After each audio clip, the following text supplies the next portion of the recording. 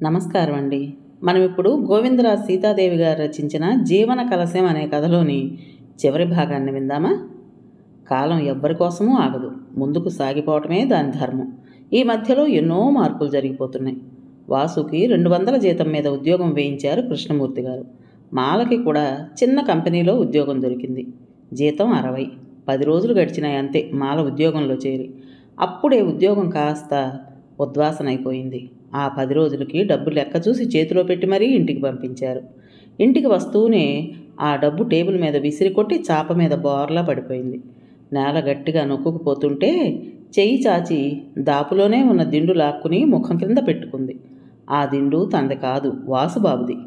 వాసు పక్కబట్టలు కానీ చివరికి చాప కానీ లేకుండా పడుకోగలడు. తల కింద ఏదన్నా ఎత్తు లేకుండా మాత్రం పడుకోలేడు. ప్రతిరోజు చిన్న పీట తల కింద పెట్టుకుని నిద్రపోయే వాసుని చూడలేకపోయేది మాల. దిండు కొనడానికి 4 రూపాయలు లేక తన చిరిగిన చీర మడిచి చిన్న దిండుగా తయారు చేసింది. గ్రైప్ వాటర్ ప్రచారం చేస్తూ రోజు కూలి 2 రూపాయలు సంపాదించింది మాల. మొదటి రోజు సంపాదనతో ఆ దిండుకు ఓ గలీబు తీసుకొచ్చింది. ఆ గలీబు మూలలకి కాస్త ఎంబ్రాయిడరీ చేసింది. చౌకబారు గుడ్డ మీద ఎంబ్రాయిడరీ కుట్టు. నవ్వుకుంది మాల. రోజు అలవాటు ప్రకారం తల కింద గట్టిగా ఒత్తుకుపోకుండా మెత్తగా హాయిగా ఏదో ఉన్నదని పరధ్యాసగా ఉన్న వాసు కాస్త ఆలస్యంగా గుర్తించి తీసి చూశాడు. గలీబు డాబుగా కనిపిస్తోంది. దిండు అటూ ఇటూ తిప్పి చూశాడు. మాల, దీనికోసం ఎంత ఖర్చు చేశావు? కోపంగా అన్నాడు. 1.5 రూపాయలు తల వంచి చెప్పింది మాల. 1.5 రూపాయలకి దిండు కవరు ఎలా వచ్చిందబ్బా? మరోసారి పరీక్షిస్తుంటే గలీబులో దాక్కున్న చుక్కల చీర వాసుని పలకరించింది. చాలా నవ్వొచ్చింది వాసుకి. మాల దగ్గర సామాన్యంగా చాలా గంభీరంగా ఉండే వాసు నవ్వుతూ అన్నాడు, ఎంతో కష్టపడి తెచ్చిన డబ్బు విలువ తెలుసుకోకపోతే ఎలా అంటూ. ఈ చిన్న అవసరం కోసం అంత ఖర్చు చేయకూడదు. కళ్ళు మూసుకున్న వాసు కళ్ళల్లో మెదిలాడు. ఇలాంటి ఎన్నో విషయాలు గుర్తొస్తున్నాయి మాలకి. ఇంకా ఉద్యోగం పోయిందని తెలిస్తే మహా ఆవేదన పడతాడు.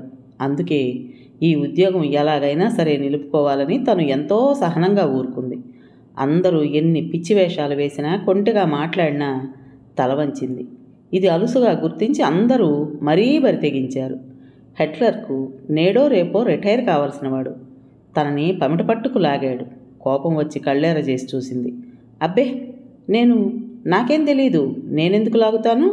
టేబుల్కి మేకు లాగింది అంటూ అప్పటి వరకు చదువుతున్న రతిప్రియ మ్యాగజైన్ ముఖానికి అడ్డం పెట్టుకున్నాడు.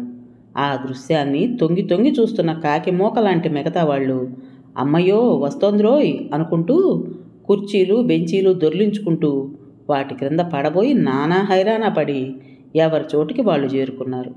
తను సీరియస్గా వెళ్ళి తన సీట్లో కూర్చుంది. ఈ రాత్రితో మన హెడ్ పని గోవింద. రౌడీల్లోకెల్లా పెద్ద రౌడీ వాసుబాబు ఉన్నాడు చేతిలో. కిల్లి కొట్టు వెంకటేశ్ ఉన్నాడు. ఉండి ఉండి వీరభద్రం అని చచ్చాడు. అయినా ఇందరెందుకు? ఆ వాసుగాడికే 1 డజన్ మంది పిల్లల్ని కనేయకూడదు. తప్పు. 3 తర్వాత ఆపరేషన్ చేయించుకుంటే మన అంధ గవర్నమెంటు ట్రాన్సిస్టర్ ఇస్తుంది. కాదు, 25 మందిని కంటే అదేదో దేశంలో బోలెడంత డబ్బిచ్చి కుంతీదేవి అని బిరుదు ప్రదానం చేస్తుంది. ఇలా రకరకాలుగా అక్కడి సహోద్యోగులు పరిహసిస్తుంటే తన రక్తం సలసలా మరిగిపోయింది. అందుబాటులో ఏదున్నా దానితో వాళ్ళ బుర్రలు రామకీర్తన పాడించాలనిపించింది. వీళ్ళ చదువుకున్న వాళ్ళు కాదు, గాడిదలు, రాక్షసులు, మేకవన్నె పులులు అనుకుంటూ తనలో తనే ఆవేశంతో ఊగిపోయింది. ఇంతలో ఒకడు జడరిబ్బన్ లాగాడు, పెద్ద వీరుడి ఫోజులో. ఇంక తన ఆవేశం ఆపుకోలేకపోయింది. రివ్వున లేచి పమిట నడుం చుట్టూ దోపి రిబ్బన్ లాగిన వాడి కుర్చీ దగ్గరకు వెళ్ళింది. అప్పటి వరకు బేరాలు పలుకుతూ ఫోజులు కొడుతున్న పురుషసింహం వంక ఒక్కసారి ఉరిమి చూసింది. వాడి క్రాఫ్ లంకించుకుంది. పైకి క్రిందకి గుంజి గుంజి కుర్చీకేసి కొట్టింది. అంతే. మిగతా అందరూ వాడిని గాలి కొదిలి బయటకు పారిపోయారు. లేడీ టైపిస్టులు 3 ఆఫీసర్ దగ్గరకు పరుగు తీశారు. ఆఫీసరు పనిచేసిన డబ్బు కోసం మళ్ళీ ఆ ఆఫీస్ ఛాయలకు కూడా రాకుండా డబ్బు చేతిలో పెట్టి దండం పెట్టాడు. వెళ్ళిరా తల్లి అంటూ. ఇలా చేయడం తప్పు అని తనకు తెలుసు. ఇలా చేయటం వల్ల వాసుకు మరీ చెడ్డ పేరు వస్తుందని తెలుసు. కానీ ఏం చేయాలి? వాళ్ళ మాటలు 8 రోజులు సహించింది. మరేం పర్వాలేదు, మనం ఏమన్నా చచ్చినట్టు పడి ఉంటుంది అని 2 రోజులుగా మరీ రెచ్చిపోయారు. తోటి ఆడపిల్లలైనా తనకి సానుభూతి చూపిస్తే ఇలా చేసుండేది కాదు. కాస్తంటే కాస్తైనా సానుభూతి లభించిన నాడు మానవుడు దానవుడుగా మారలేడు. చుట్టూ ఉన్నవాళ్ళు తనని రెచ్చగొట్టారు. అలా అందరూ ఏకమై రెచ్చగొట్టినా కాస్త ఓర్మి వహించి నిలవగలిగితే ఆ పైన మన జోలికి రారు మాల. మనలాంటి వాళ్ళకి చాలా సహనం అవసరం, ఇది మర్చిపోవద్దు అంటూ ఎన్నో పాఠాలు నూరిపోశాడు వాసు. ఆడపిల్లని అత్తవారింటికి పంపినట్లు ఎన్నెన్నో చెప్పి పంపించాడు. ఆఫీసులో చేరేటప్పుడు ఏం చెయ్యాలి? కాలదన్నుకు వచ్చేసింది. ఏం చేయను? నేనేం చెయ్యను? ఇలా చెయ్యాలని నాకూ లేదు. తనకు తన 100వసారి సంజాయిషి ఇచ్చుకుంది. వాసు ఇంట్లోకి వస్తున్నట్లు చెప్పుల చప్పుడు తెలుస్తోంది. మాల గుండె వేగంగా కొట్టుకుంటోంది. ఇంకా సేపట్లో వచ్చే తుఫాన్ని ఎలా తట్టుకోవడం? ఇద్దరి జీతాల్లోనూ పొదుపుగా ఖర్చు చేసుకుని మిగతాది దాచి అలా పెంచి ఓ మంచి కుర్రాడిని చూసి మాలకు పెళ్లి చేసి ఆ పైన తన సంగతి ఆలోచించుకోవాలన్న వాసు ఆలోచన మాలకు తెలుసు. ఇవన్నీ గొంతెమ్మ కోరికలని తెలుసు. తనని గౌరవంగా బ్రతికే ఏ అబ్బాయి పెళ్లి చేసుకుంటాడు? చేసుకోడు. అందుకే నా కాళ్ళ మీద నేను నిలిచే శక్తి తెచ్చుకుంటే పెళ్లి కాకున్నా మరేం పర్వాలేదు. వీలైనంత తొందరలో వాసుకు దూరంగా వెళ్ళిపోవాలి. నా మూలకంగా అతనికి సుఖం లేకుండా పోతోంది అనుకుంటూ ఎన్నో విధాలు ఆలోచిస్తూనే ఉంది మాల. వాసు లోపలికి వస్తూనే లైట్ వేసి, మాల, అదేమిటి లైట్ లేకుండా చీకట్లో పడుకున్నావే అంటూనే, నిద్రపోతున్నావా? ఉత్తరాలు ఏమైనా వచ్చాయా? మాల అసలు ఉత్తరాలు వచ్చాయో లేదో చూడనే లేదు. తలుపు దగ్గరే పడి ఉన్న కవర్ అందుకుని విప్పి చూస్తూ, ఓ విశ్వం, చాలా పెద్ద ఉత్తరం రాశాడులా ఉంది అంటూ బట్టలు మార్చుకుని, తలనొప్పిగా ఉందా? కాఫీ తాకపోయావు? నాకు ఈరోజు తలదిమ్ముగా ఉంది. కాస్త కాఫీ పెట్టమ్మా, ఇద్దరం తాగుదాం అంటూ కవర్ చించబోతూ టేబుల్ పైన పెట్టి బయట ఎవరో పిలవటంతో వెళ్ళిపోయాడు. 5 నిమిషాల్లో తలదిమ్మనగానే మాల వెంటనే లేచి టీ తయారు చేసి తెచ్చిచ్చింది. కప్పు అందుకుంటూ అన్నాడు, మరి నీకు? తాగాను. ఎప్పుడు? లేదు, ఉన్నది అన్నట్లు తల ఊపింది మాల. మరి తాగేసేయి. ఈసారి జీతంలో ఫ్లాస్క్ తెస్తానుండు, చల్లారిపోతుంది, తాగేసేయి తల్లి. తల్లి తల్లెమ్మ అంటూ వాసు పిలుస్తుంటే తండ్రి గుర్తొచ్చాడు మాలకి. తల్లి తల్లెమ్మ అంటూ పిలిచేవాడు ఆయన. కళ్ళనీళ్ళొత్తుకుంటూ మరొక కప్పు తెచ్చుకుంది. ఈ వాసుబాబు లేకపోతే నేనేమైపోయేదాన్ని? ఈ ప్రశ్న మాల మెదడులో సందడి చేస్తూనే ఉంది. టీ తాగుతున్న వాసు టేబుల్ మీద డబ్బు చూశాడు. ఈ డబ్బు ఎక్కడిది మాల? నువ్వు పెట్టావా? నోట్లు లెక్క పెడుతూ అడిగాడు. ఏం జవాబిస్తే ఎలా ఉంటుందో ఆలోచిస్తోంది. చెప్పు, ఎక్కడిది? ఇంకా లాభం లేదు, చెప్పేస్తాను, అంతా చెప్పేస్తాను అనుకుని ఒక్క అక్షరం కూడా దాచకుండా చెప్పేసింది. అసలు వాసు ఒక్కడి దగ్గరే తన బాధ వెళ్ళపోసుకోగలదు, అందుకే చెప్పేసింది. వాసు ఊపిరి బిగబట్టి విన్నాడు. అప్పటికే అతని ముఖం జేవురించింది. గుప్పెళ్ళు బిగుసుకున్నాయి. కళ్ళు ఎర్రగా జ్యోతుల్లాగా మండుతుంటే, నిన్న అలా అన్న వెధవని చూపించు మాల అంటూ ఆవేశంగా కుర్చీ వెనక్కి నెట్టి లేచాడు. మాల వెక్కి వెక్కి ఏడుస్తూ అంది, నేను దొంగని, పాపిని, మొద్దుని, వీరభద్రాన్ని పొట్టన పెట్టుకున్నాను, మీకు శనిలా దాపురించాను. అందుకే నేను ఎక్కడ కాలు పెట్టినా మాడి మసైపోతోంది. మాలా టేబుల్ గుద్దుతూ అన్నాడు. అతని చెయ్యి ఎర్రగా కందిపోయింది. ఎవరో బుద్ధి లేని వాళ్ళంటే నువ్వెందుకు బాధపడాలి? ఆ వెధవల్ని నా ఎదురుగా వచ్చానమను, ఏం చేస్తానో తెలుస్తుంది. అటూ ఇటూ పచారులు చేస్తూ ఆవేశాన్ని ఆపుకుంటున్నాడు. మాల ఏడుస్తూనే ఉంది. ఏడవకు, నేను భరించలేను.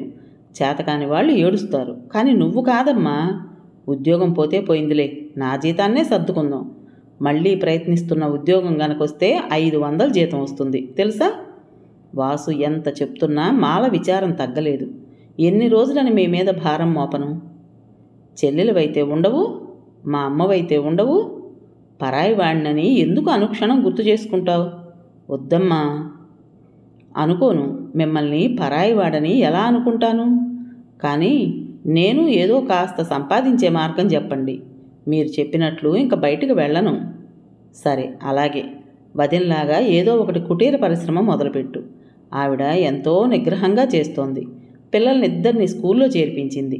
ఆ ఇల్లు వదిలేసి చిన్న గదిలో కాలక్షేపం చేస్తోంది. ఆ వ్యాపారానికి పెట్టుబడికి కూడా నా సహాయాన్ని తీసుకోలేదు. ఇంట్లోని విలువైన సామాన్లన్నీ అమ్మిపారేసింది. రాబడి ప్రస్తుతం తక్కువే అయినా చాలా అభివృద్ధి చేసుకోవచ్చు. ఏమిటో వదినలో చాలా చిత్రమైన మార్పు వచ్చింది. వదిన గుర్తుకు రావడంతో వాసుకు బాధ కలిగింది. ఆ బాధలోనూ ఒక విధమైన సంతృప్తి, దానిలోనే ఏదో వెలితి. అన్నయ్య సంగతి ఏం తెలియలేదు కదూ? లేదు, ఎక్కడికి వెళ్ళిపోయాడో మరి. ఉద్యోగం పోయేసరికి వైదేహి బయటికి గెంటేసింది. ఎక్కడికి వెళ్ళాడో, ఎలా ఉన్నాడో, ఆ భగవంతుడు ఆ ఇద్దరిని తిరిగి ఎప్పటికి కలుపుతాడో. బాధగా తల నొక్కుంటూ అటూ ఇటూ పచారులు చేస్తూ విశ్వం ఉత్తరం గుర్తుకొచ్చి చేతిలోకి తీసుకున్నాడు. ప్రియమిత్రమా, నేను అక్కడికి వచ్చేస్తున్నాను. ఎందుకో తెలుసా? ముక్తని తెచ్చుకునేందుకు. బ్రహ్మచర్యాశ్రమంలో విసిగి వేశారాన్రా భాయ్. ఏం కోపం వస్తుందా నీకు? ఈ వెధవకి పెళ్ళి కూడానా అనుకుంటున్నావా? మా ప్రేమాయణం చాలా దూరం వచ్చింది. నువ్వు అడ్డుపెట్టినా లాభం లేదు. ప్రేమించుట పిల్లల వంతు, దీవించుట పెద్దల వంతు. పళ్ళు నూరుతున్నావు. నాకు తెలుసు. నా విషయాలు ఏ ఒక్కటి దాచకుండా మాలకి తెలియజేశాను. ఆమోదం తెలియజేసింది. ఇంకా నువ్వే. రే వాసు. విశ్వం వాకిలి దగ్గర నిలబడి 2 చేతులు చాచాడు. వాసు ఒక్క క్షణం విస్తుపోయాడు. అప్పుడే వచ్చేసావా? అన్నీ మర్చిపోయి అమాంతం కౌగలించుకున్నారు మిత్రులిద్దరు. మాల కళ్ళు పెద్దవి చేసి చూస్తోంది. విశ్వం మనిషి ఎలా ఉంటాడో కూడా తెలియకుండా ఆరాధిస్తున్నది.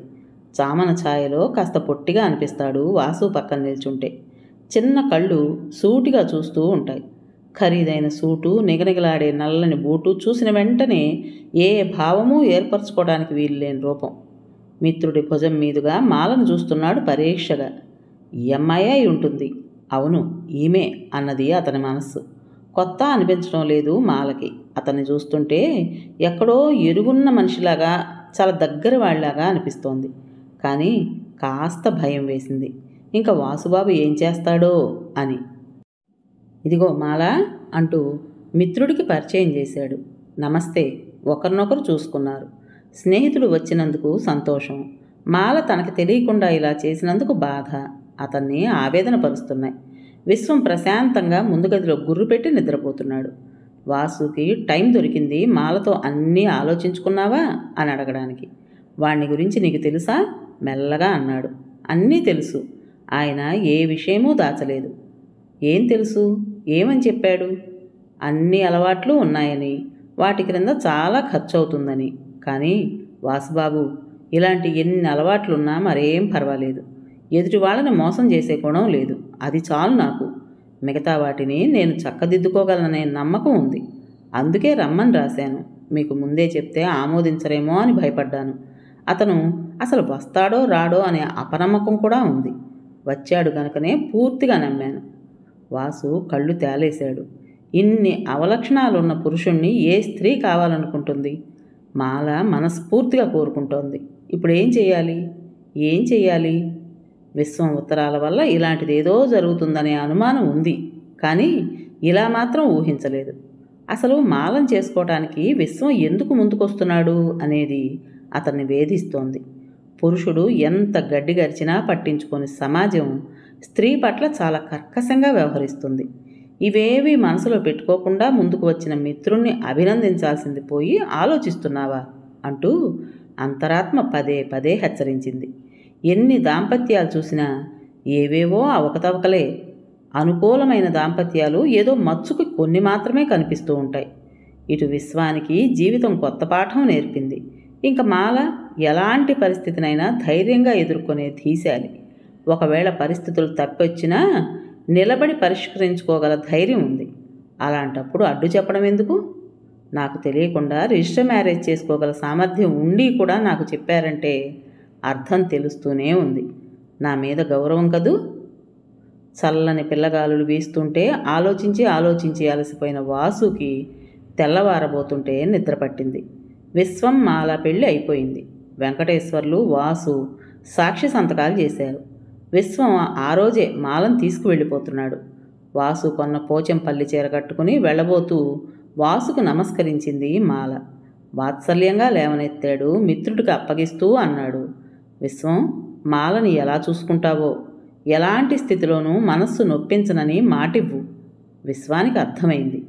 ఎక్కడో పుట్టి ఎక్కడో పెరిగి అయాచితంగా కలుసుకుని కష్టాల్లో ఉన్నదని గుర్తించి తన ఆసరా ఇచ్చి ఈ విధి నిర్వహణలో ఎందరు ఎన్ని విధాల ఒత్తిడి తెచ్చినా నిశ్చలంగా నిలిచిన తన మిత్రుణ్ణి బిగియారా కౌగిలించుకున్నాడు విశ్వం.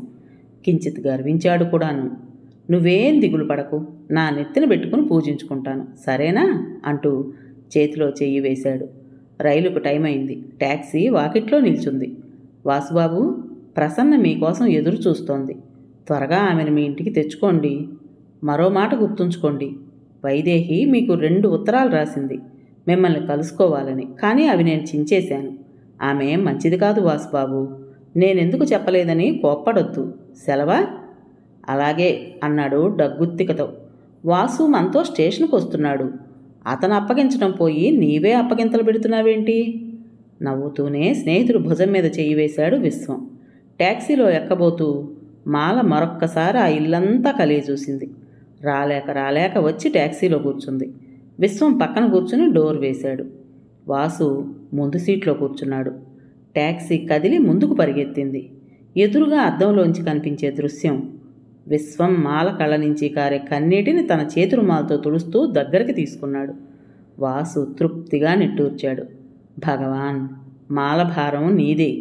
ఈ విశ్వాసంతోనే ఈ నిర్ణయాన్ని తీసుకున్నాను. రోడ్డు వైపు దృష్టి సారించి తనలో తను అనుకున్నాడు. విడవలేక మిత్రులిద్దరూ విడిపోయారు. కదిలిపోయే రైలెక్కి కనిపించినంత వరకు చెయ్యి ఊపుతూనే ఉన్నాడు విశ్వం.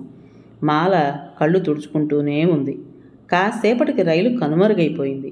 వాసు ఒంటరిగా నిలిచిపోయాడు. ఊరంతా పిచ్చిగా తిరిగినా ఇంటికి వెళ్ళబుద్ధి పుట్టడం లేదు. ఆ ఇంట్లో ఒంటరిగా ఎలా ఉండడం? జరిగిపోయినవన్నీ గుర్తొస్తూ ఉన్నాయి వాసుకి. వీరభద్రం గుర్తుకు రావడంతో మరీ బాధ కలిగింది. ఎంతసేపని తిరగటం? ఇంటివైపు మెల్లగా సాగిపోయాడు వాసు. ఇల్లంతా బావురుమంటున్నట్లుంది. వాసు ఇంకా పూట భోజనం మానేస్తాడనే భయంతో అన్నం కూర అన్నీ మధ్యగదిలో టేబుల్ మీద సర్దుంచింది. మరి రేపటి నుంచి ఎవరు గమనిస్తారు నన్ను? కళ్ళు మూసుకున్నా హాయిగా లేదు. దాహంతో నోరు ఎండిపోతోంది. నీళ్లు తాగుతుంటే తలుపు దగ్గర పడి ఉన్న కవర్ కనిపించింది. ఎక్కడి నుంచి? చూశాడు. వైదేహి దస్తూరి. విసిరి గిరాటు కొట్టాడు చేతిలోని కవరు. దాన్నే కాదు, మంచినీళ్ళ గ్లాసు విసిరిపారేశాడు. అయినా కోపం తగ్గడం లేదు. వైదేహి పళ్ళు కొరుక్కున్నాడు. అన్నయ్యని సర్వనాశనం చేసి విడిచింది. ఇంకా ఏం మిగిలిందని ఈ ఉత్తరం? ఆ రోజు ఇంట్లో నుంచి వెళ్ళిన రాఘవరావు తిరిగి రానే లేదు. ఎక్కడున్నది తెలియదు. వైదేహి ఇంట్లో కూడా లేడని తెలిసింది. ఒకవేళ అన్నయ్య కనిపించాడేమో, అందుకే ఉత్తరం రాసిందేమో. ఏమో, విషయం చూసి ఆ తర్వాతే చించి పారేస్తాను, కాదు నిప్పంటిస్తాను అనుకుంటూ మంచం మీద పడుకుని చదవటం మొదలుపెట్టాడు. వాసుబాబు, ఈ ఉత్తరం పూర్తిగా చదవండి. కోపం వచ్చి మధ్యలోనే చించేయకండి. నన్ను చూస్తే చాలామందికి పరిహాసం, లావుగా ఉంటానని. చిన్నప్పుడు చాలా సన్నగా ఉండేదాన్ని. 11 సంవత్సరాల వయసులో టైఫాయిడ్ వచ్చింది. ఆ జ్వరం తగ్గింది కానీ నా శరీరం లావుగా తయారైంది. ఏం చేయను? అమ్మ చిన్నప్పుడే పోయింది. నాన్నగారు 2 ఏళ్ల క్రితం పోయారు. ₹1,00,000 అధికారిణిని. కానీ ఏం ప్రయోజనం? మనస్సుకి శాంతి లేదు. ఈ శరీరానికి తోడు బోధకాలు కూడా వచ్చింది. ఇది మా వారసత్వం ప్రసాదించింది. ఎలా తప్పించుకోను? మా చిన్నాన్నకి నా ఆస్తి వీలైనంత మింగేసేయాలనే తప్ప నా సుఖంతో పని లేదు. అందుకే నాన్న పోగానే సర్వస్వతంత్రురాలనైనాను. ఎందరో పెళ్లి చూపులంటూ వచ్చి చూసి వెళ్ళిపోయారు. టుమ్ అని కొందరు ఎదురుగా నవ్వితే మరికొందరు పక్కకి వెళ్ళి నవ్వారు. నేనేం చేయను? భగవంతుడు మధ్యలో ఇచ్చిన ఈ వికారాన్ని ఎలా పోగొట్టుకోను? నన్ను చూసి నవ్విన ప్రతి వాళ్ళని నాశనం చేయాలనేంత కోపం వస్తుంది. చిన్నప్పుడు నన్ను చూసి నవ్విన వాళ్ళని పీకి రక్కేదాన్ని రక్తం కారేదాకా. అయినా నా కచ్చ తగ్గేది కాదు. మా అమ్మ నన్ను ఎంతో మార్చాలని చూసేది కానీ నాలో ప్రతీకార వాంఛ పోలేదు. చేతి నిండా డబ్బు, ఇంటి నిండా నౌకర్లు, ఎక్కడికి వెళ్ళాలన్న కారు, నాకే కొరత లేదు. కానీ ఇదొక్కటే. ఈ బాధను మర్చిపోవడానికి 10 మందిని వెంటేసుకుని అస్తమానం సినిమాలు, షికార్లు, పిక్నిక్లు ఏర్పాటు చేసేదాన్ని. నేను ఎంత ఖర్చు చేస్తున్నా స్నేహితులని నమ్మే వీళ్ళు చాటున పరిహసిస్తూనే ఉండేవాళ్ళు. ఇలాంటి వాళ్ళకి ప్రతీకారం చేయాలంటే ఏం చేయాలి? చాలా దూరం ఆలోచించి ప్లాన్ వేసుకున్నాను. ఎంతో మంచిగా ఉన్నట్టు నటిస్తూ వాళ్ళల్లో వాళ్ళకి మనస్పర్ధలు కల్పించి ఆనందించటం. ఈ ఆనందంలో నాకేదో వెర్రి సంతృప్తి. నా డబ్బు చూసి వెంటబడ్డ కుర్రాళ్ళు ఒకళ్ళిద్దరు నిజంగానే నన్ను ప్రేమించారనుకుని మోసపోయాను. చేతులు కాలినాయి. ఆకుల కోసం వెతికితే ప్రయోజనం?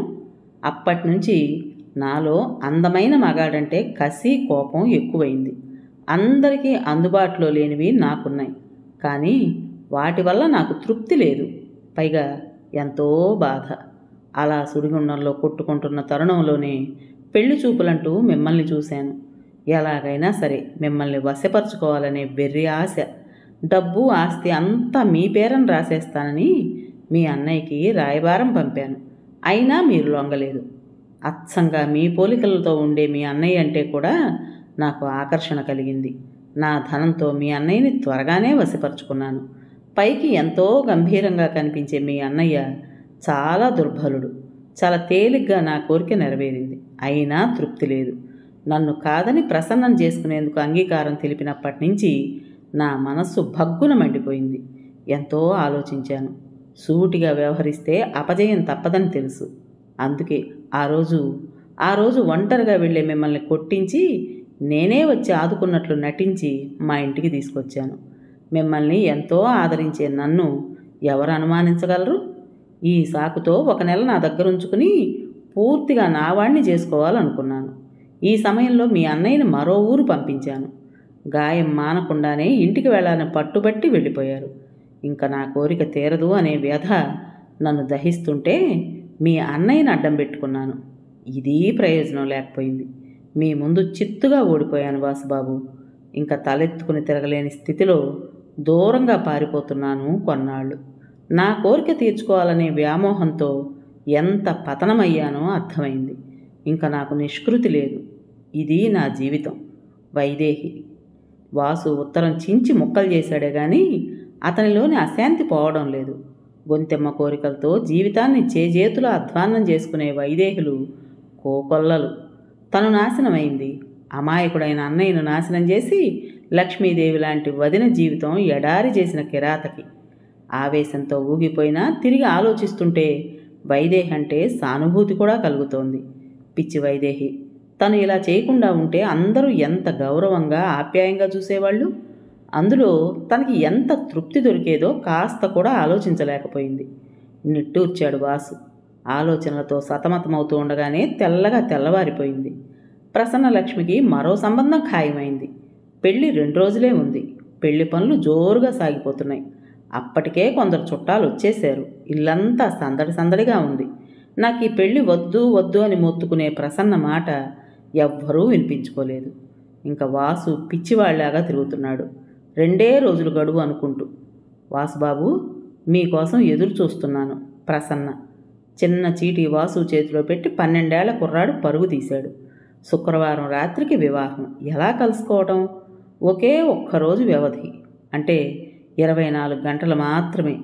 ఈ లోపల నువ్వు త్వరపడకపోతే ప్రసన్న పరాయిదైపోతుంది. ఆ తర్వాత జీవితాంతం నువ్వు దుఃఖించినా ప్రయోజనం లేదు.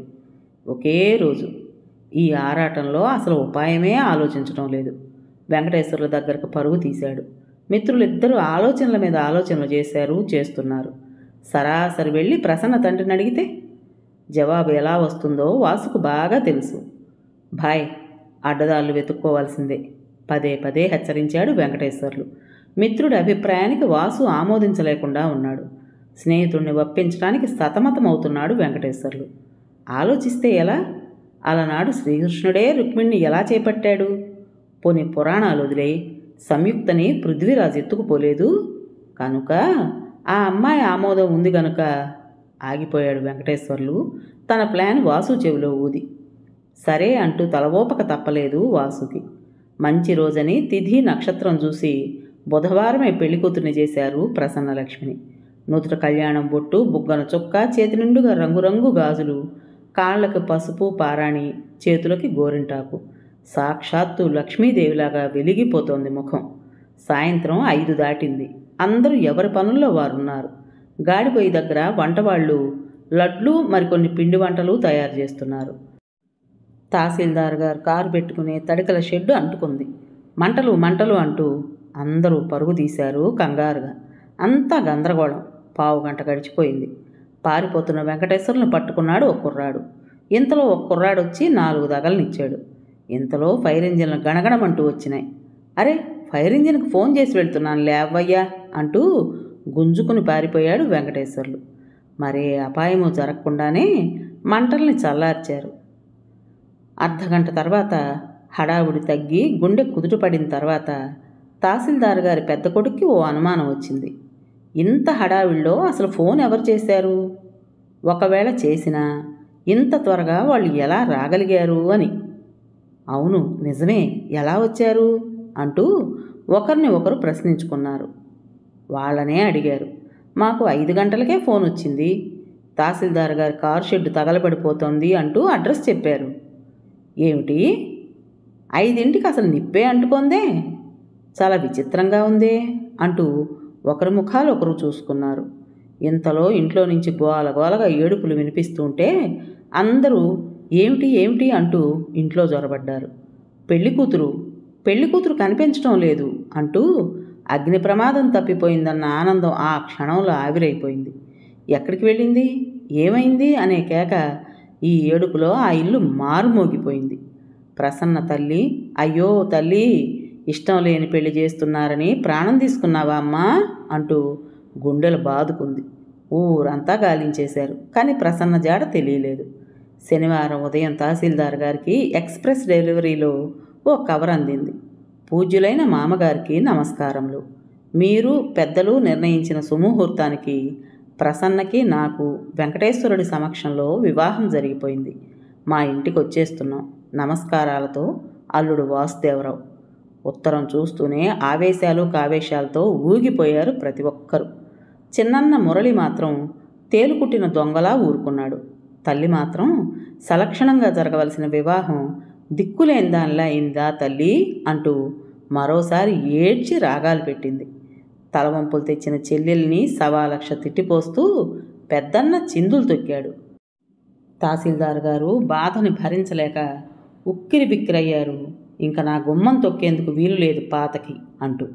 లేచిపోయిన ప్రసన్న ఆ ఇంటి పరువు ప్రతిష్ట గంగలో కలిపేసింది అనుకున్నారందరూ. పెదపకాలం పెదప బుద్ధులు కాకపోతే తల్లి తండ్రి కుదిర్చిన సంబంధం కాలదన్నుకుని ఆ వెధవతో ఏం సుఖపడుతుందో అంటూ అమ్మలక్కల గుసగుసలాడారు. ఎవరు ఎన్ని విధాలనుకున్నా పెళ్లి మాత్రం జరిగిపోయి ప్రసన్నలక్ష్మి వాసుకి భార్య అయింది. పెళ్ళయి ప్రసన్న ఆ ఇంట్లో కాలు పెట్టిన వేళా విశేషం వల్ల కానీ, కృష్ణమూర్తి గారి ప్రయత్నం వల్ల కానీ వాసుకి ఓ కంపెనీలో మంచి ఉద్యోగం వచ్చింది. అయితే విశాఖపట్నంలో ఉద్యోగం.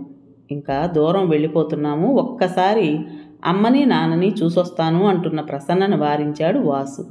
వద్దు, వెళ్ళొద్దు, వాళ్ళు నీవు కావాలని వచ్చినప్పుడు పంపటానికి ఎన్నడూ కాదనను. కానీ ప్రసన్న పట్టుబట్టింది ఒక్కసారి చూసి వస్తానంటూ. వెళ్ళిన రిక్షాలోనే తిరిగి వచ్చేసి భర్త గుండెలో తలదాచుకుని కుమిలిపోయింది. మిమ్మల్ని వాళ్ళు దూషిస్తుంటే వినలేకపోయాను, నన్ను క్షమించండి, మీ మాట కాదని వెళ్ళినందుకు అంటూ వెక్కి వెక్కి ఏడ్చే ప్రసన్నని ఓదార్చాడు వాసు. ఇలా దూరం వెళ్ళడం కూడా ఒకందుకు మంచిదే. కొన్నాళ్ళు పోయిన తర్వాత ఇక్కడికి రావటానికి ప్రయత్నిస్తాను అంటూ ప్రయాణమై వదిన దగ్గరకు వెళ్ళారు భార్యాభర్తలిద్దరూ. నమస్కరిస్తున్న ప్రసన్నని శ్రీలక్ష్మి లేవనెత్తి ఆశీర్వదించింది. అదృష్టవంతురాలివమ్మ, వాసు లాంటి భర్త లభించడం చాలా అదృష్టం. ఈ అదృష్టాన్ని పదిలంగా నిలుపుకో. వ్యాపారం ఎలా ఉందదినా అడిగాడు వాసు. వీణ చిన్నాన్న ఒళ్ళో కూర్చుంది. బాబ్జీ నేను అంటూ తగువుకి దిగాడు. ఆ ఇద్దరిని ఒళ్ళో కూర్చోబెట్టుకుని తగువు తీర్చేశాడు వాసు. అన్నయ్య తిరిగి ఎప్పుడొస్తాడో ఏమో, పత్రికల్లో వేయించాను, ఎన్నో చోట్ల వెతికించాను, జాడ తెలియలేదు వదినా. ఎన్నాళ్ళని ఇలా ఒంటరిగా ఉండగలవు? ఈ పరిసరాలు వదిలి దూరంగా కొన్ని రోజులన్నా ఉందు గాని నాతో రావదినా అంటున్న వాసుని ఆప్యాయంగా చూస్తూ అంది శ్రీలక్ష్మి. వద్దు వాసు, నేనెక్కడికి రాలేను. పిల్లల్ని పెంచి పెద్ద చేసే బాధ్యత నా విధి. అదీ కాక ఈ జీవితమంతా ఓ చిత్రాతి చిత్రమైన మలుపులతో నిండి ఉంటుంది. ఎప్పుడు ఎలాంటి సంఘటనలు జరుగుతాయో ఎవరికెరుక? ఈ మలుపుల్లో అదృష్ట దేవతా దర్శనం ఇవ్వచ్చు, దురదృష్ట దేవత తిష్ట వేయవచ్చు. మనం కేవలం నిమిత్త మాత్రులం. అంతా భగవదేచ్ఛ. వదిన వేదాంతిలా మారిపోతుంది, మారిపోయింది. అలా మారకుంటే ఆమె బ్రతకడం కష్టం. ఇంటికి వచ్చేస్తూ 200 రూపాయలు వీణకి బాబ్జీకి ఉంచమని ఇచ్చాడు వాసు. శ్రీలక్ష్మి నిరాకరించింది. స్వయం శక్తితో బతకడానికి అలవాటు పడ్డ నేను ఇలాంటివి తీసుకోవాలంటే చాలా బాధ కలుగుతుంది వాసు. ఆ డబ్బిచ్చే సుఖం నాకు శాంతినివ్వదు. మరోలా భావించొద్దు. నీ ఆసరా కావలసినప్పుడు నీ దగ్గరకు రావడానికి ఏమాత్రం సంకోచించను. ఆ నోట్లు తీసుకో ప్రసన్న అంటుంటే వీణ ఆ కాగితాలను పినతల్లి చేతిలో పెట్టేసింది. భారంగా అడుగులు వేస్తూ సాగిపోయారు దంపతులిద్దరూ. విశాఖలో కాపురం పెట్టాడు వాసు. ఓ చిన్న బంగళా, చుట్టూ చిన్న తోట. ఎంతో అందంగా సర్ది ఉంచుతుంది ఇల్లు ప్రసన్న లక్ష్మి. వాసు ఆఫీస్ నుంచి ఇంకా రాలేదు. ప్రసన్న పుస్తకం పట్టు కూర్చుంది. శీతాకాలం. ఉదయం 8-9 గంటల మధ్య దట్టంగా పట్టిన మంచు తెరలు అప్పుడే వీడిపోతున్నాయి. Secunderabad railway station. దూరం నుంచి వస్తున్న రైలు ఏదో త్వరలో ప్లాట్ఫారం చేరుకోబోతున్నట్లు సూచనగా సిగ్నల్ చెక్క వంగి ఉంది. నగరంలో ఇండో రష్యన్ సాంస్కృతిక వారోత్సవాలు జరుగుతున్నాయి. ఆ సందర్భంలో వాటిలో పాల్గొనడానికి ప్రత్యేకంగా ఆహ్వానించబడిన సోవియట్ బృందం ఆ రైల్లో వస్తుంది. వారిని ఆహ్వానించడానికి జీవన తరంగాలు చదువుతున్న ప్రసన్న కళ్ళు గట్టిగా మూసేశాడు వాసు. ప్రసన్న ఉలిక్కిపడి మూసిన చేతుల్ని పరీక్షిస్తూ, అబ్బా అప్పుడే వచ్చేశారా? నాకు టైమే తెలియలేదు. చేతులు తీయండి. వాసు చేతులు మెల్లగా తప్పించుకుంటూ అంది ప్రసన్న. వాసు ఎదురుగా కుర్చీలో కూర్చుంటూ, జాబ్ రోజు కన్నా గంటన్నర లేటుగా వస్తే అప్పుడే వచ్చావా ఏమిటి విపరీతం అంటూ, ఏం లేదు బట్టలు మార్చుకోండి, టిఫిను తెస్తాను అంటూ పుస్తకంలో తలపెట్టి వారిని ఆహ్వానించడానికి పురప్రముఖులు పెద్దలు చాలామంది పళ్ళు కటకటలాడించే చలిలో వాసు ప్రసన్న చేతిలో పుస్తకం లాగేసుకున్నాడు. అసలు టైం ఎంతయిందో తెలుసా? టిఫిను చేసే ప్రయత్నం ఏం లేకుండా ఈ పుస్తకం పట్టుకుని ఈ ప్రపంచం మర్చిపోతే ఎలా? అవతల నౌకరు ఎదురింట్లో కబుర్లు చెప్తున్నాడు. నువ్వేమో ఇంట్లో దొంగలు పడి దోచుకుపోయినా తెలియకుండా. వాసుకి కోపం వచ్చేసింది. ప్రసన్న కాస్త భయపడింది. ఒక్క క్షణంలో తెస్తాను, బట్టలు మార్చుకోండి. అయ్యో మార్చేసుకున్నాడు, నేను చూడనే లేదు. ఆ పుస్తకం ఇలా ఇవ్వండి. నేను ఎందుకు ఈ పుస్తకం? నీళ్లు మరిగిపోతున్నా చూడకుండా, ఆ చలిని లక్ష్య పెట్టకుండా చేతుల్లో అందంగా చెంకి చుట్టిన పెద్ద పెద్ద గులాబీ దండలు పట్టుకుని అంటూ చదివి నా ప్రాణం తీసేందుకా? అబ్బా కాదు, ఇచ్చేయండి బ్రతిమలాడింది ప్రసన్న. ఇవ్వనుగాక ఇవ్వను, వెళ్ళు ముందు టీ. అబ్బా ఈ మగాళ్ళు మహాకఠినులు. తప్పనిసరి వంటగదిలోకి వెళ్ళింది ప్రసన్న. ఏం పుస్తకాలో అంటూ పేజీలు తిప్పుతున్న వాసు వెనక్కొచ్చి చదువుతోంది ప్రసన్న. సీరియస్గా ముఖం పెట్టి చప్పున మూసేశాడు. ఆ ముఖం చూస్తేనే భయం ప్రసన్నకి. నాలిక కొరుక్కుంటూ పరుగు తీసింది వంటింట్లోకి. అలా పరుగులెత్తే ప్రసన్నను చూడాలంటే భలే సరదా వాసుకి. లేని కోపం నటిస్తూ తన కోరిక తీర్చుకుంటూ ఉంటాడు. ఆమె వెనకే వెళ్ళి డైనింగ్ టేబుల్ దగ్గరున్న కుర్చీ లాక్కుని కూర్చుంటూ ప్రసన్న అందించిన ప్లేట్ అందుకుని, నిమ్మకాయ పులిహోర అంటూ విశ్వం దగ్గర నుంచి ఉత్తరం వచ్చింది అని కవర్ అందించాడు. ఇదేమిటి ఇంత పెద్ద ఉత్తరం? భారతం అంత రాశాడు. దీంట్లో 18 పర్వాలు ఉన్నాయా అంది నవ్వుతూ. ముందు టీ ఇవ్వు, ఆ పైన అది చదవటం. అలా డాబా పైన కూర్చుందాం అంటూ ఎందుకైనా మంచిదని ఆ నవల కూడా తీసుకుని పైకి వెళ్ళాడు వాసు. భర్తని ఓ గంట కనిపెడుతూనే ఉంది ప్రసన్న. వచ్చే నవ్వును ఆపుకుంటూ టీ తాగేసి, నే చదువుతాను విను అంటూ మొదలుపెట్టాడు. ప్రియమిత్రమా, నీ ఉత్తరం అందింది.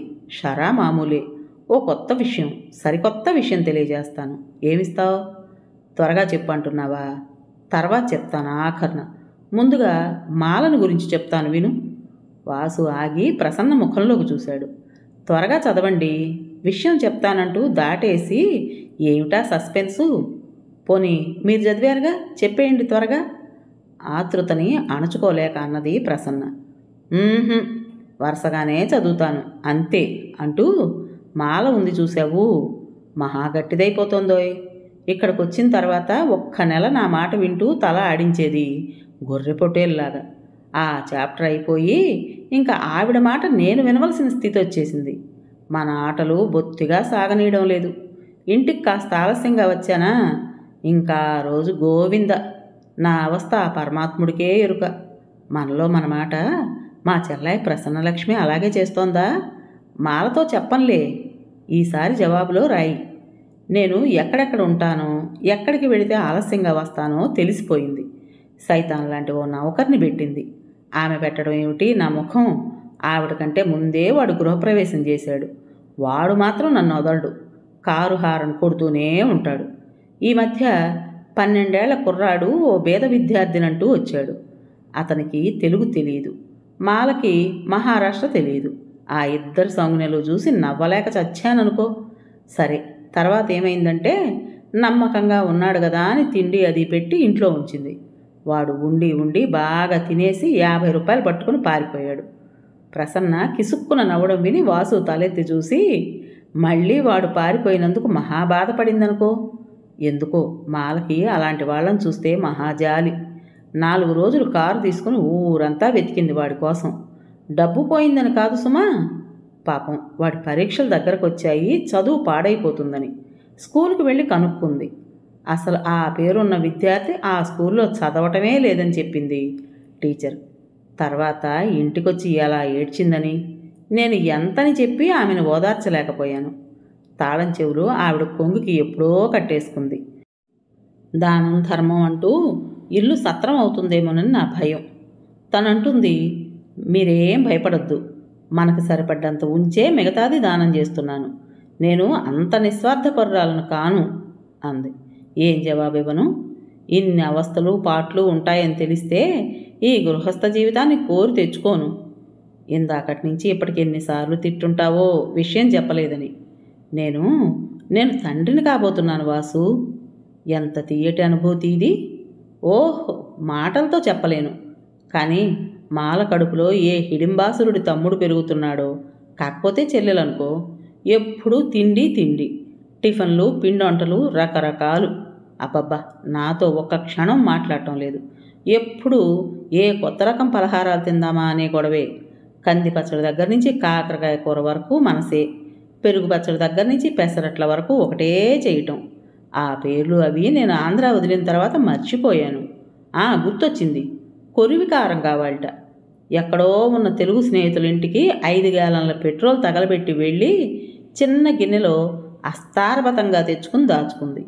కాస్త కాస్త నోటికి రాచుకుంటూ ఒకటే ఊరించడం నన్ను. భలే కోపం వస్తోంది నాకు. మొన్నటికి మొన్న వైష్ణవ స్నేహితుడు భార్య మాల వ్యవహారం పసిగట్టి కాబోలు చక్కెర పొంగలి, పులిహోర వగైరా పంపించింది. వాసనే భలే ఉందిలే.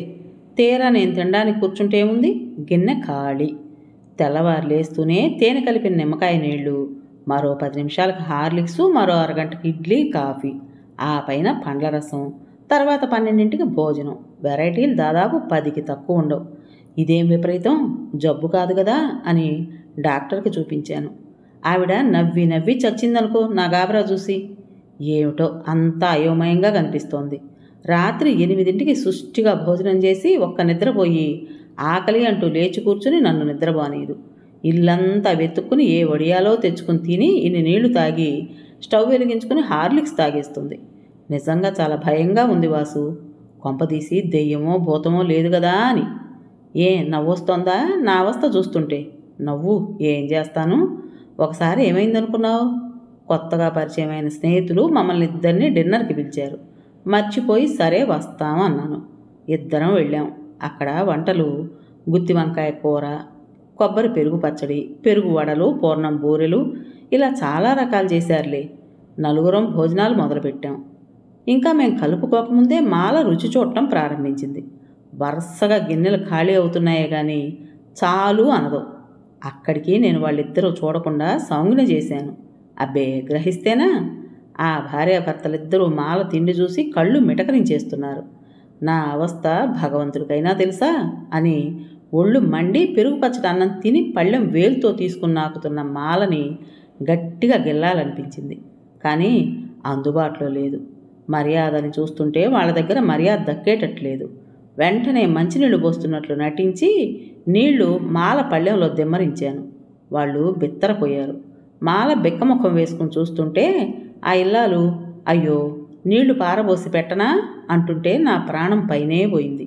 మాల ఎక్కడ సరే అంటూ తల ఊగిస్తుందో అని. ఎలాగైతేనే ఇంటికి లాక్కొచ్చాను. నా మీద చాలా కోపం వచ్చింది. ఏడుస్తూ పడుకుంది. అసలు మొట్టమొదట ఈ తిండి గొడవ లేదు, నెల తప్పని దగ్గర నుంచే. అందుకే అన్నాను, పుట్టబోయేది హిడింబాసురుడి తమ్ముడో చెల్లెలో అని. భాయ్, ఈసారికి చాలే. అసలే కోపంతో మంచాన్ని ఖర్చుకు పడుకుని మాట్లాడని మాలని బ్రతిమలాడాలి. ఉంటాను. విశేషాలతో జవాబు వ్రాస్తావు గదూ? మర్చాను. మా చెల్లాయి ప్రసన్నలక్ష్మి కూడా ఇలాంటిదేమన్నా చేసి నీ భర్తం పడుతోందా? అయితే వెంటనే రాయి. నాకు నువ్వు తోడున్నావని కాస్త రిలీఫ్ పొందుతాను. ఇంతే విశ్వం. ప్రసన్న అప్పటికే నవ్వి నవ్వి పొట్ట చేత్తో పట్టుకుంది. వాసు కూడా ఆ నవ్వులో శృతి కలిపాడు. ప్రసన్న నవ్వు ఆపుకోలేక చీరకొంగు నోట్లో కుక్కుకుంది. ఇంతలో వంటింట్లో నుంచి ఢామ్మని శబ్దం కావడంతో ప్రసన్న, అయ్యో పిల్లిలా ఉంది, పాలు పారబోసిందేమో అంటూ పరుగుతో మెట్లను దిగబోతుంటే వాసు సీరియస్గా ముఖం పెట్టి స్టాప్ అన్నాడు దగ్గరకు వస్తూ. ప్రసన్న ఆగిపోయింది. సీరియస్గా దగ్గరగా వచ్చిన వాసు అమాంతంగా పట్టుకున్నాడు. ఏయ్, డాక్టర్ ఏం చెప్పింది నీకు? ఏం చెప్పింది? Lady doctor. ఇంకా అమ్మాయి గారు అలా పరుగులు పెట్టకూడదు అని చెప్పలా అంటుంటే, అబ్బా పొండి అంటూ చేతుల్లో ముఖం దాచుకుంది ప్రసన్న. ఎక్కడికి పొమ్మంటారండి ఈ లక్ష్మిని వదిలి అంటూ వాసు దగ్గరగా లాక్కున్నాడు. అతని గుండెలో ముఖం దాచేసుకుంది ప్రసన్న. పక్క డాబా మీద పిల్లలెవరో స్టాప్ అంటూ పారిపోయారు. కథ పేరు జీవన కలశం. రచించిన వారు గోవిందరాజు సీతాదేవి గారు. ఈ కథ ఇంతటితో సమాప్తం. విన్నారు కదండి. మరి ఈ కథ మీకు నచ్చిందా? నచ్చినట్టయితే లైక్ చేసి మరో నలుగురికి షేర్ చేయండి. అలాగే ఈ కథ పైన మీ విలువైన అభిప్రాయాన్ని కామెంట్ బాక్స్లో తప్పకుండా తెలియజేస్తారు కదా. మరి ఇంత మంచి కథను మనకు అందించిన రైటర్ గారికి మనస్ఫూర్తిగా మనందరి తరపున ధన్యవాదాలు తెలియజేసుకుంటూ, కొత్త వాళ్ళు కనుక మన ఛానల్ చూస్తున్నట్టయితే తప్పకుండా సబ్స్క్రైబ్ చేసుకోండి. రేపు మరో మంచి కథతో మీ ముందుకు వస్తాను. అప్పటి వరకు ఉంటానండి.